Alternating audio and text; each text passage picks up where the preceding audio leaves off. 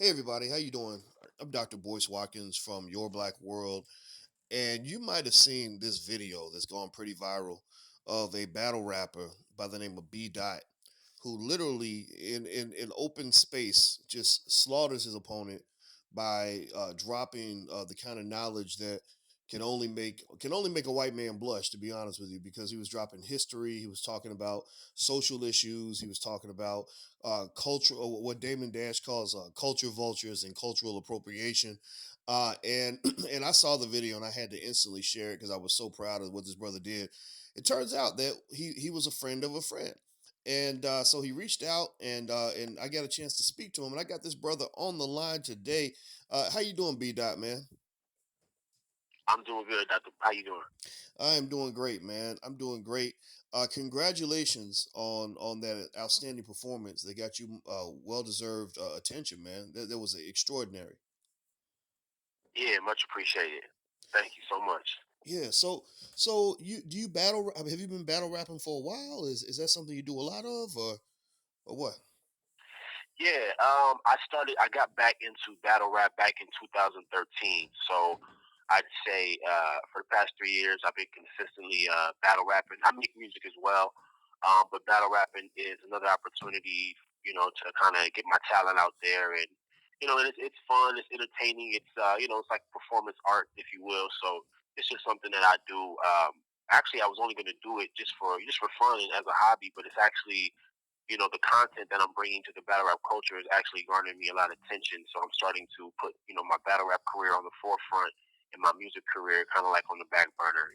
So we'll see Hmm. how it goes. If I can consistently keep this up, I'll continue to battle rap. But yeah, I've been battle rapping since I'd say I've been battle rapping all my life, but back in like on a professional level, I'd say back since 2013. Mm.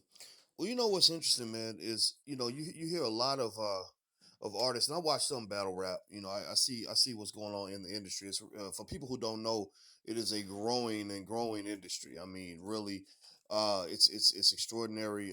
It takes a lot of intelligence to do it. The guys are and the women as well are very very talented. I've seen a lot of battle raps where people can easily go ignorant. They can go stereotypical. Pop pop, I'll shoot you, I'll blow your brains out. How many ways can I tell you that I could kill Yeah, you, or that I used to do right. this criminal activity or whatever? But you really flipped it on your opponent, and everybody's been Yeah. talking about that. Can you talk about, just from your perspective, how that went down for you in your eyes that day? But yeah, what you said is absolutely accurate, and that's why I wanted to kind of get into battle rap and put a little conscious perspective on it because it is oversaturated with the violence and the fake bravado and the misrepresentation of what black authenticity is. So I figured, man, let me try to jump in this thing and add some consciousness to it. I have to give a shout out to a brother, a battle rapper by the name of Loaded Lux. He's a legend in the battle rap community, and he kind of started it off because he had a couple battles where he was dropping some conscious material, and that kind of inspired me to know that I can jump into the genre and do the same thing. So yeah, I just wanted to give a different perspective and go and delve a little deeper into history and racial topics, religious topics. I just wanted to add that element to the battle rap culture that I felt was missing, that there was a void. So I came in and the battle that everyone's seeing, the one that went viral, definitely was needed. You know what I mean? That was it was a perfect opposite for me, perfect contention for me to have that kind of conversation that was needed. I think, especially when dealing with cultural appropriation and.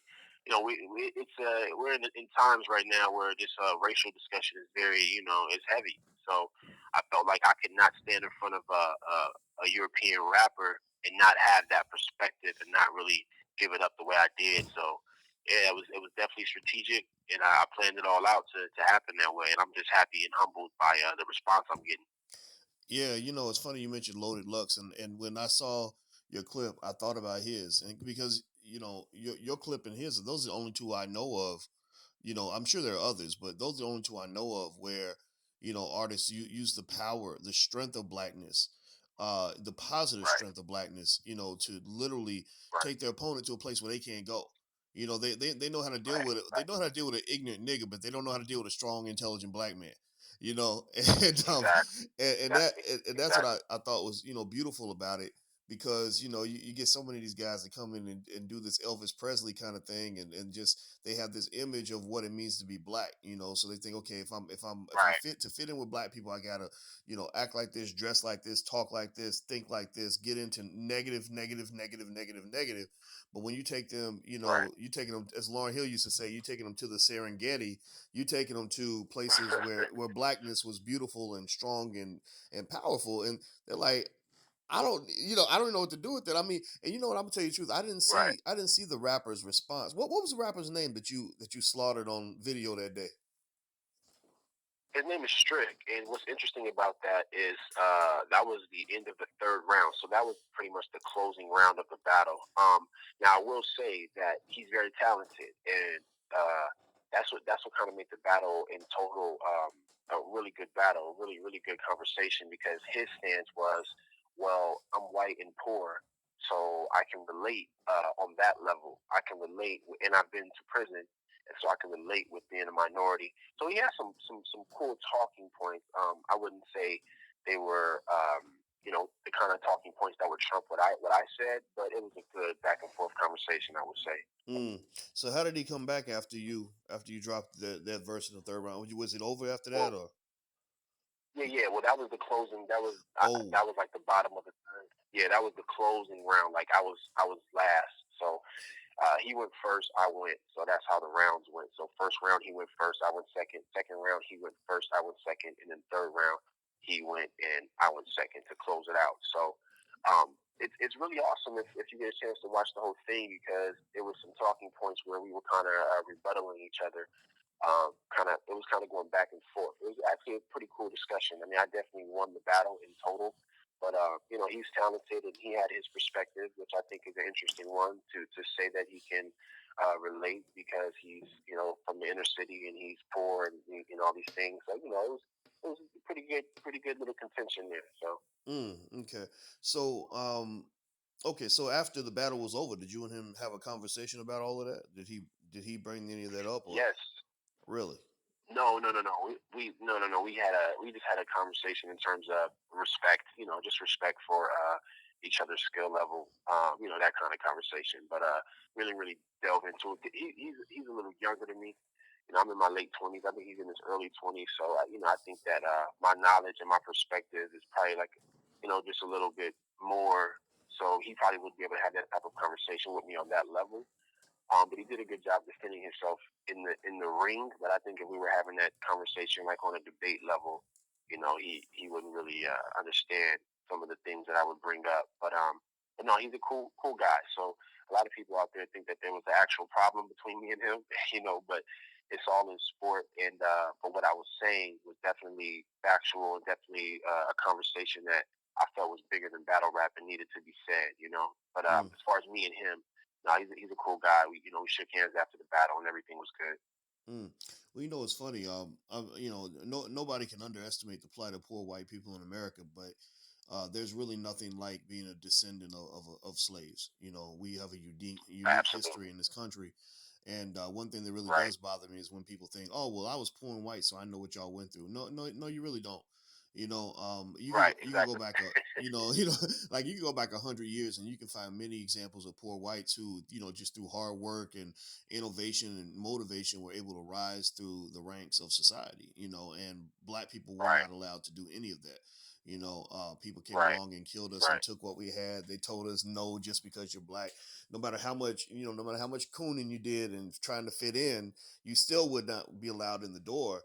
And as a result, we're dealing with all these problems that come from dealing with hundreds of years of this kind of trauma and abuse. So my heart goes out to poor whites, absolutely, and I think there can be political coalitions formed from that. But as Dr. Claude Anderson says in his book Black Labor, White Wealth, we cannot become tempted to believe that their plight is the same as our plight and have ourselves kind of meshed in with everybody else. Our plight was unique, Absolutely. and I think you Absolutely. understand that. Absolutely. So tell me, before I let you go, because I know you got some things to do, man, and you gave me the honor of getting this interview, man. I was really excited to talk to you. Tell me about you got albums out, a website where people can find you. Tell me about your career and how people can back you up. But yeah, they can definitely follow me on Twitter or Instagram. My handle on Twitter and Instagram is B dot the God, but in between every word is an underscore. So B underscore dot underscore the underscore God. So yeah, they can follow me on any one of those, and they'll be able to see everything I'm doing. All the music I'm releasing. I just released two new records that'll be on my upcoming album that I'm putting out in the summertime. So they can check me out on SoundCloud.com /King Dot. That's KINGDOT. I just released two pretty dope records, man. So they can go on there and check that out.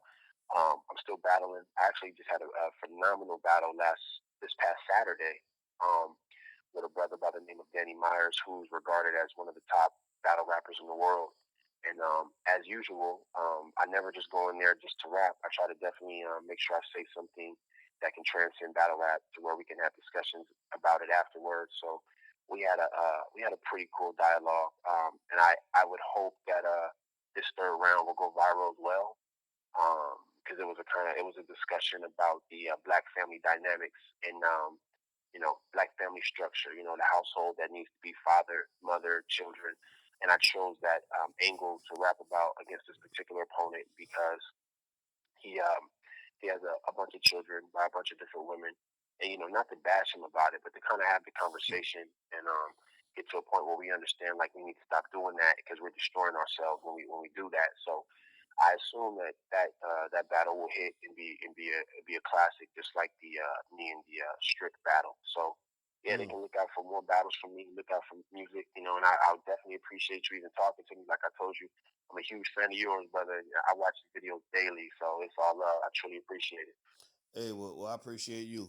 You might be my fan, but I think I might be as big or bigger of a fan of you, man, because you did a great job. And what's really funny is that if I whenever I talk to a good battle rapper, I never wonder if I'm talking to an intelligent person because I've seen how hard that Right, is.